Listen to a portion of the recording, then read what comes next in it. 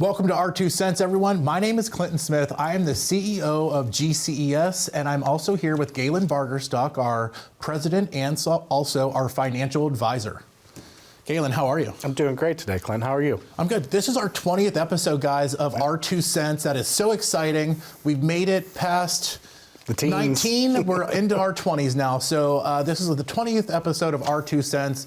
Thank you guys so much for watching and tuning in with us while we go down the somewhat boring path of financial stuff. Yeah, financial stuff. That's a good way to put it. Yeah. So, Galen, I know that we've done now more than 20 episodes because we've done this whole company together for years.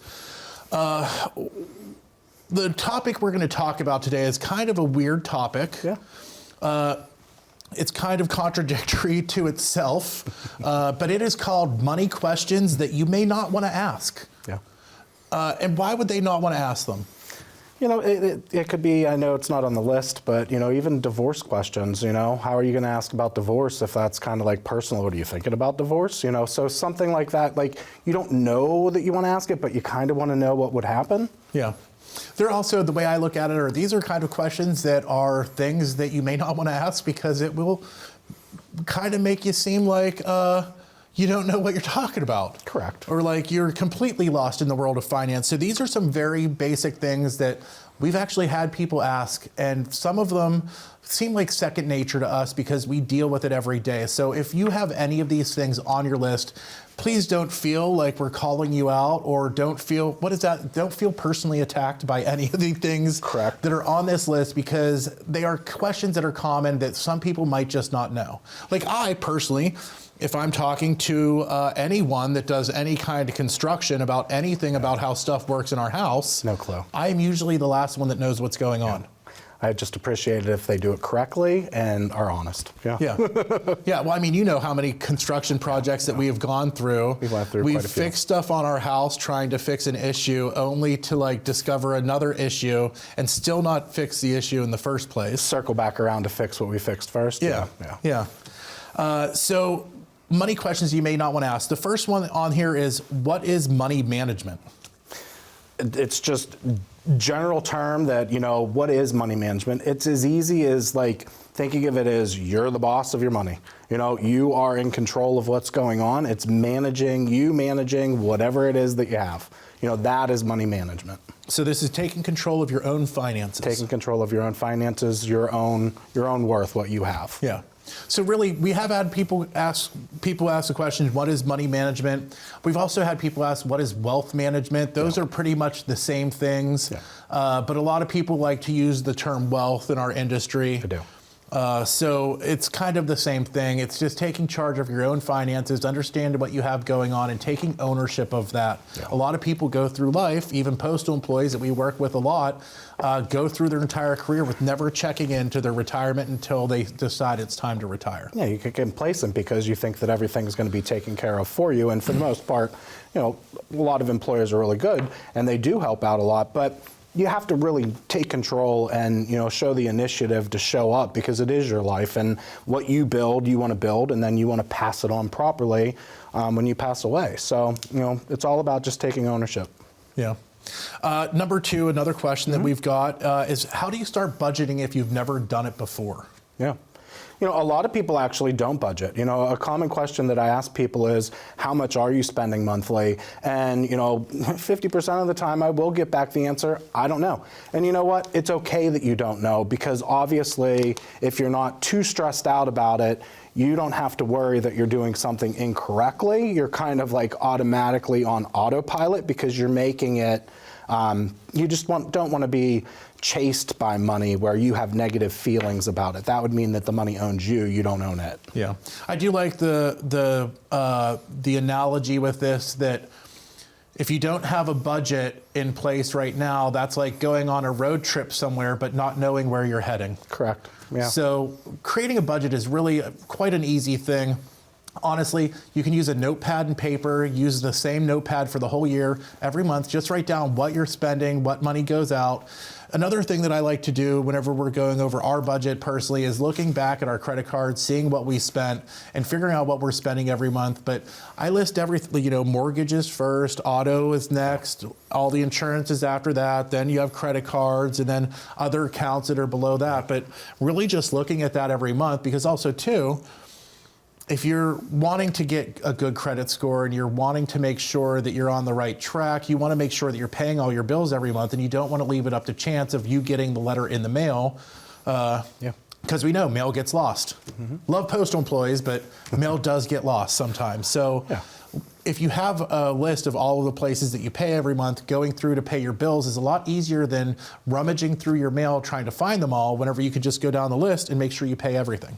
Whatever system you have is going to be fine, whether it be online, because I'm sure, I haven't searched, but I'm sure there's probably 25,000 apps that, will help you with budgeting. But realistically, it's just writing down your necessities. And when you go into credit card, I would tell you to leave credit card and credit cards that you're paying in a different category for budgeting, because a lot of the times if you're just paying those minimums on all those credit cards, you could maybe budget a little bit different to help pay down that debt. So that's kind of where it gets a little finesse. Yes. Yeah. So we have all of these different topics. These are money questions that people may not want to ask just because, some of them are very easy to understand, but a lot of people still don't have an understanding of it. The next one is, what is an emergency fund and how do I set one up, or how do I build one? An emergency fund's just for things that you're, in an emergency, what you're caught off guard. It could be as simple as, an ambulance bill that you have to pay, or, a roof might need, corrected or even replaced. That's an expensive one, but, dishwashers, refrigerators, things like that, emergency funds, so you have enough funds to pay off what you need and not have to tap into your retirement. Emergency funds is a big thing that we've talked about on multiple episodes. Some people look at their retirement funds as their emergency funds, and that's really not the way to do it, especially if you're under 59 and a half or still working at your employer, because there are going to be setbacks that you hit from doing that. So an emergency fund, we say you want to have about 3 to 6 months of income saved up, and that would be a good emergency fund. But also family and other things do take into consideration with that, because you might need an emergency fund for more than just one person in your house as well. And a lot of times, from what I hear when I sit down with people, is emergency funds could be one of your children needs something, and they might even be 26 years old, but you're still there to help if they need something. So that would be an emergency fund that you need to have on the side. And like you said, over 59 and a half, it's not as big of a deal, because that is what your IRAs are for, and you're old enough to pull out, but you don't want to make it so it would hurt you in any type of way. That would be a fun game for us to play with people. Show stuff on the screen and have them vote whether it's emergency fund or not. That would be fun. Yeah. I like that. We'll be back in just a moment, everyone. Remember, you can give us a call. We offer a free complimentary written financial plan. All you have to do is call the number on the screen, 888-391-3465, and we'll see you in just a minute. I got into the financial space just answering a Craigslist ad, honestly. It kind of fell into my lap. I got out of the military. I went to college before, didn't know what I wanted to do. And it's just something that piqued my interest that, once I learned about it, I wanted to know more. I think what makes me keep on doing this is the fact that everybody's different, every family I meet with, so it keeps it very interesting. So we started out as independent, and then at one point, I wanted to know more because the clients kept on asking me questions, so I wanted to advance, my knowledge. So I did work for Prudential for about 1.5 years, and then I came back. I decided that I wanted to be independent. Again, I can go outside the box and pick the proper product for the clients.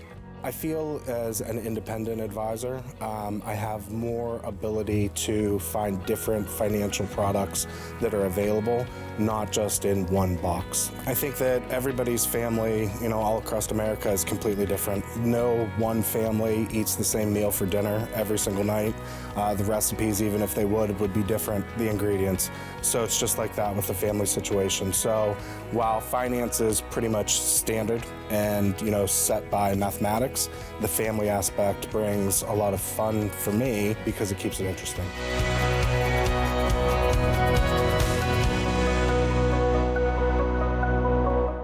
Welcome back, everyone. This is our 2 cents, where we dive into some financial topics and discuss different things in the realm of finance. I'm Clinton Smith. I'm here with Galen Bargerstock, president of GCES. Galen, by the way, 2 great shirts. The shirt you had on the last show really brought out your eyes. Thank you. What does that have on there? Paper planes. Paper planes, yeah. Fancy. Yeah. It's actually a Macy's sale. Oh, nice.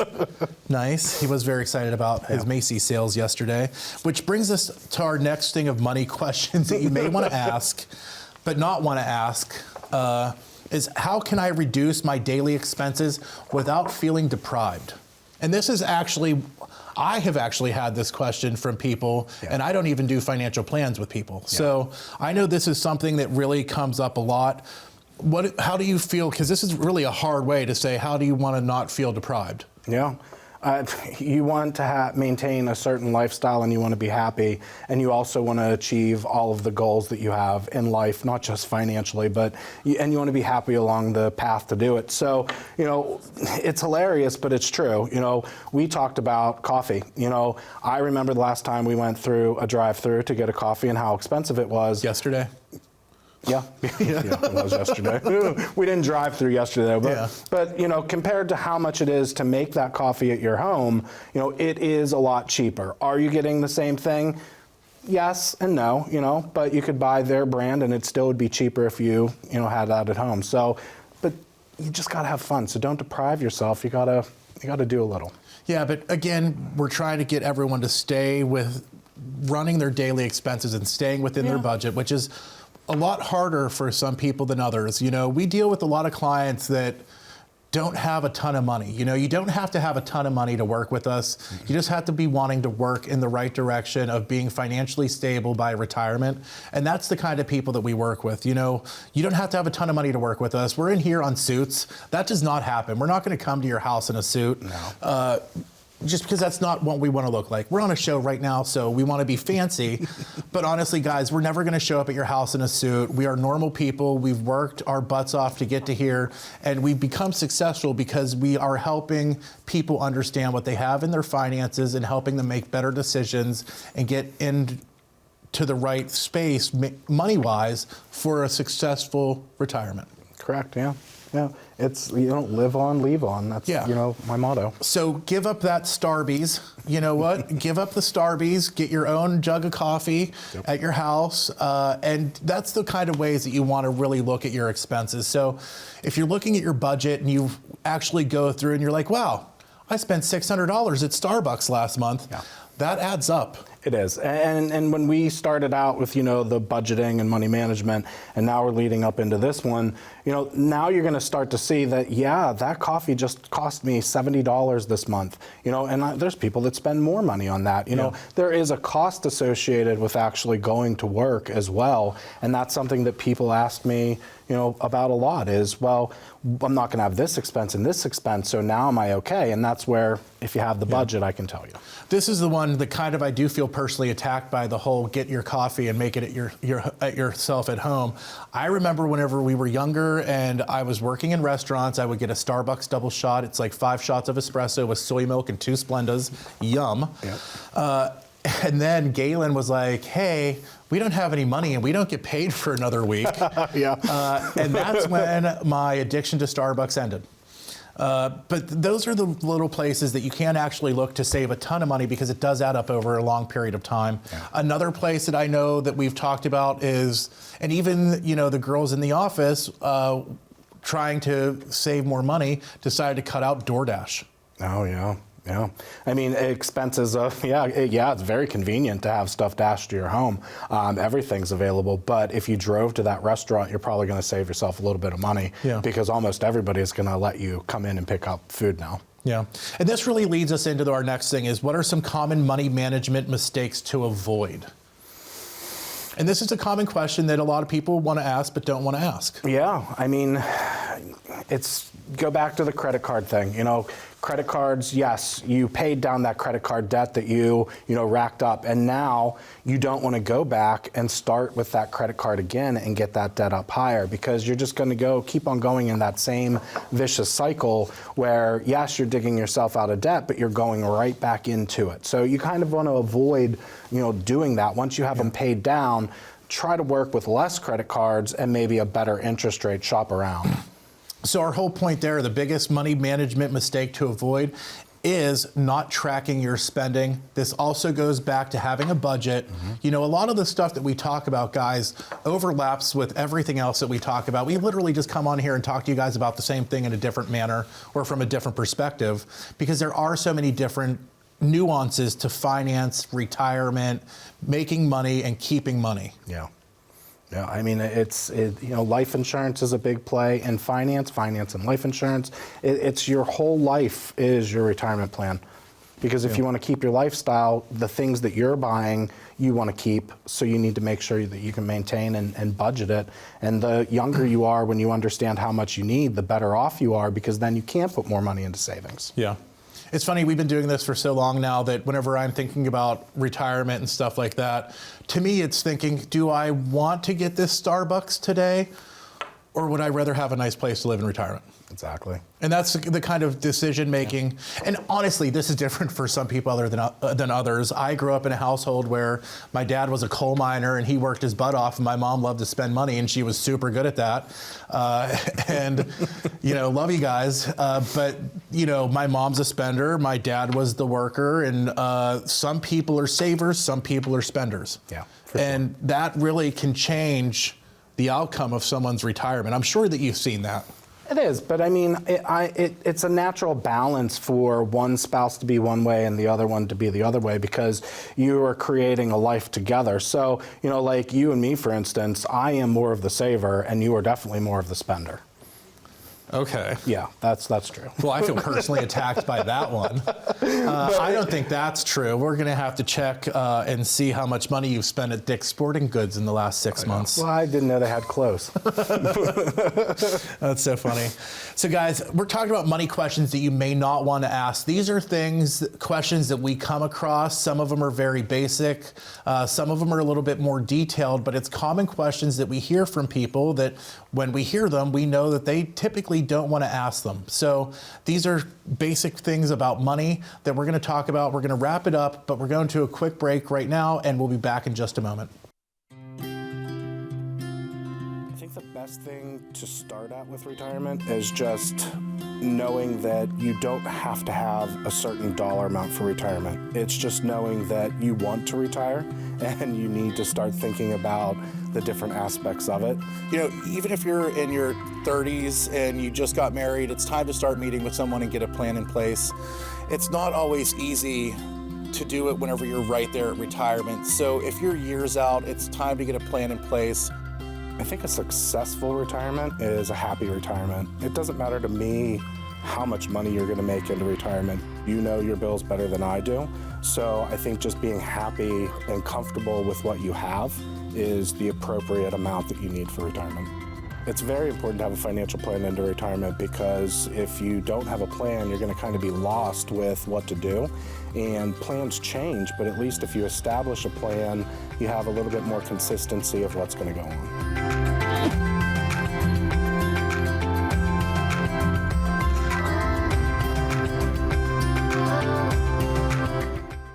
When you think about retirement planning, does it sometimes feel like Operation Procrastination? Don't let life get in the way. You can give your retirement a tune-up today. There's ins, there's outs, there's ups, there's downs. But when you take control of your finances in retirement, you're making the choice to take advantage of the pros and not the cons. Knowledge is power, and when you understand your retirement, you become the one in control. No matter where you are in the retirement planning process, we are here to help you. Call today for your own retirement tune-up.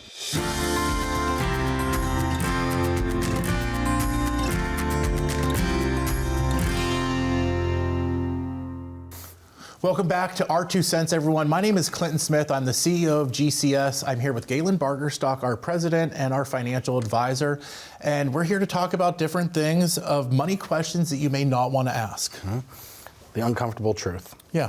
Questions that you may not want to ask for multiple reasons. Yeah. The next one, we just talked about money management mistakes and things to avoid, and mistakes to avoid. The number one thing is not tracking your spending. So budget's been very important so far. Yep. Tracking your income and understanding where your money is actually going, and also sticking within your budget, saying no to that 15th Starbucks every day. Yeah. The next one, this is a pretty common question too, that people ask but probably don't want to, is it better to pay off debt or to save money? And that is a very tough question because, again, it's going to depend on your financial goals and how old you are, how far you are out from retirement. So that's a very hard one, but I would say you want to equally, just a general rule, equally consider doing both at the same time. I really think this question actually has two answers. It does. Right? So what would it be if you are far away from retirement? If you're very far away from retirement, you definitely want to put the minimums in your retirement accounts, whether it's your 401ks or simple IRAs, whatever you have, make sure you're doing the matching at least if you're far out. But then also pay down that debt, because the younger you are when you can get out of debt. And when I say debt, I never really talk about a mortgage because I'm going to assume that you're going to have that for 30 years anyways. I'm talking more on the credit card lines, the car payments, stuff like that. Yeah. Short term. So five-year long-term debt. Correct. Okay. So I like that. Yeah. That's a good answer, right? And the other question would be, what about for people that are already in retirement? Is it better for them to pay off debt or to save money?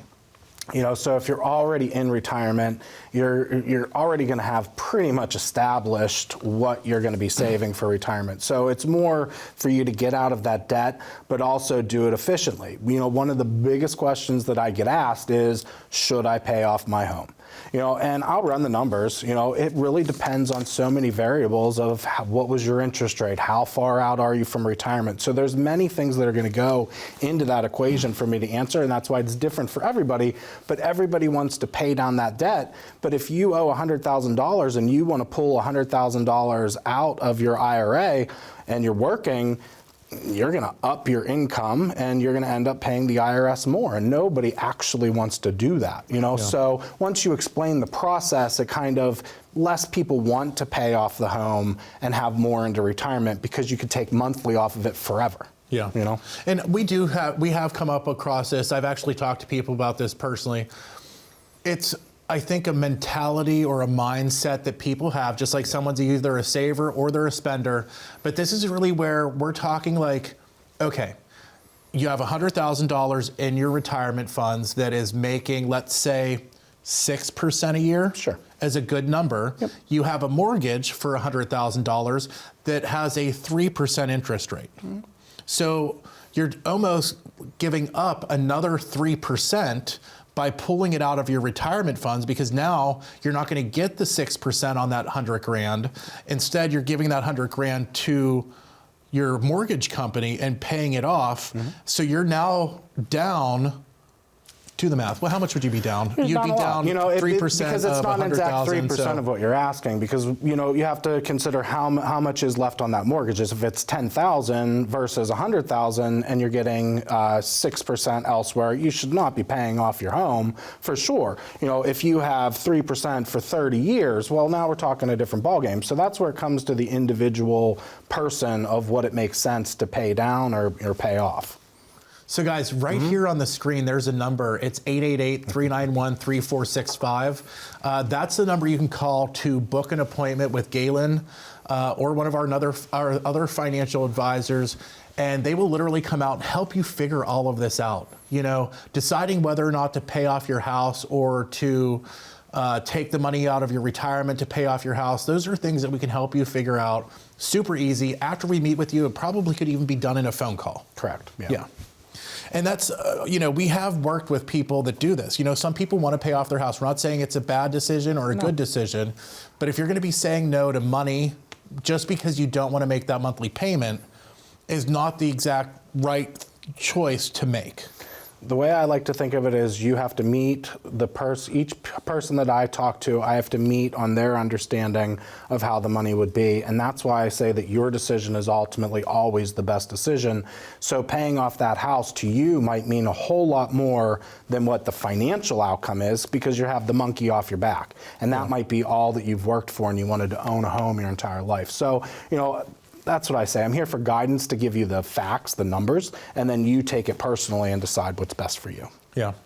I know that this is another one that we've talked about a lot. We only have a few minutes left, guys, but I want to talk about consolidating credit card debt. This is another question that we get asked a lot commonly is it a good idea to consolidate credit card debt? Yeah, I mean, it depends on how much debt you have racked up and what are you doing? Are you getting a loan to consolidate, or are you getting a credit card with a 0% APR for 6 months to try to pay it down? So the scenario has to present itself, but consolidations can help you get to one more manageable monthly payment. But if you're doing it just so you can figure out a new monthly minimum so then you can start spending money elsewhere, that's a bad idea, and a lot of people have done that. Yep. But consolidation can be helpful in certain cases. Yeah.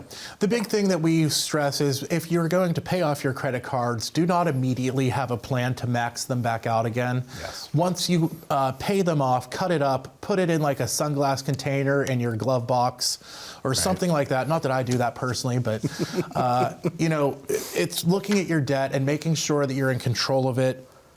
And a lot of this is going down to interest rates and creating that budget.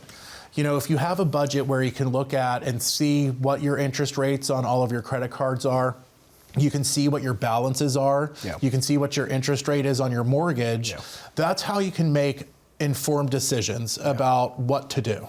You don't want to make a decision about this if you're already stressed out about money. That's one of the things, that we had to talk about. But if you're already overwhelmed with what's going on with your debt and you don't see a way out, you really do need to seek out professional, opinions. We'll at least tell you some guidance of what makes sense and what won't make sense. People will literally give you a ton of credit cards, but they will not tell you how to manage that debt. And you can literally get behind, is it behind the snowball? Does that make sense? Is that a saying? I think it'd be in front of the snowball, but yes. Yeah. Either way, those interest rates can add up over time. I know that we have seen it in clients where they just get overwhelmed. Yeah. If you're overwhelmed, you can do something very easy. Give a call to the number on the screen right here, 888-391-3465. Galen will come out and meet with you or one of our other financial advisors if you don't like him that much. But we will totally help you out in understanding all of these things and helping you get to your retirement dreams. Yeah. Galen, this was our 20th episode. It went fast. That's exciting. It is exciting. Yeah. Very exciting, yeah. Yeah, guys, 20 episodes. See you soon, everybody. Bye, guys.